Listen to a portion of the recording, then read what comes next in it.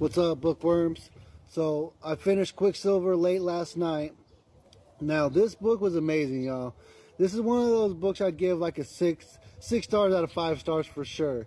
Now when I describe this book to people, I like to tell them that if you want to know what this book is like, you take the ACOTAR series, the Throne of Glass series, and they're going to have a threesome with the Crowns of Nyaxia series by Carissa Broadbent, right?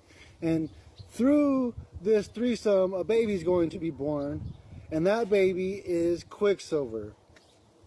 Because you mix in all these different elements from ACOTAR, Thrones of Glass, and then you got kind of the vampire element and that kind of storyline going, and that gives the kind of a Crowns of Nyaxia vibe.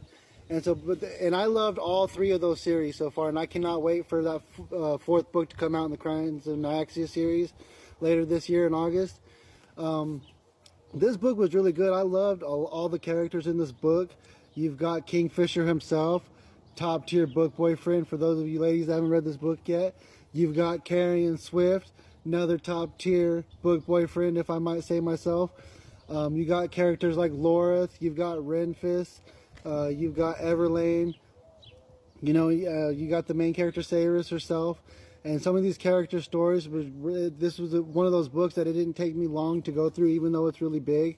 I don't really get intimidated by these big books because I hear a lot of things about them, and I know I'm going to enjoy them, so I know it's going to be quick. It only took me a few days to read this. This is another one of those books that my wife had recommended to me. She recommended me The Blood of Hercules earlier this year, and that book was great. She had just finished Quicksilver herself, and I seen the look on her face when she listened to the audiobook of this, and I knew I had to get into this book as soon as I finished my last book. And so I got into this right away. I did this a combination of the actual physical book, the ebook, and the audiobook. For those of you that like the audiobooks, this is one of those audiobooks that I highly recommend. If you go on Hoopla, you can get it for free. And the audiobook was great. There were parts of that audiobook that made my toes curl, and it was just like, ooh, and I really love going back and forth between the book and the audiobook, and it's always a lot of fun for me whenever I can use all 3 mediums, and it allows me to get through the book quickly. The sad thing is I got through it so quickly. Now I can't wait for the 2nd book to come out in this series as well.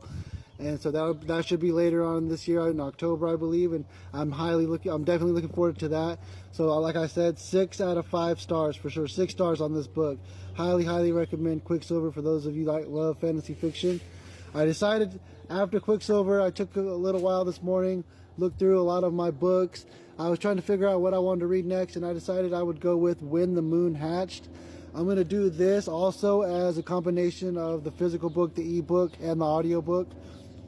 I believe my wife listened to the audiobook and she loved it as well. I always get really excited when I see how big the book is because I love those thick books. It's one of those things that I look for in a good series. And so I think she loved this book. I think I'm going to love this book. I'll let you guys know later on. It should take me a few days, probably a couple weeks, hopefully a couple of weeks to get through When the Moon Hatched. So for now, Quicksilver, 6 stars for sure. Highly recommend. Next up, I got When the Moon Hatched. Now let's get out there and carpe some Libra, bookworms.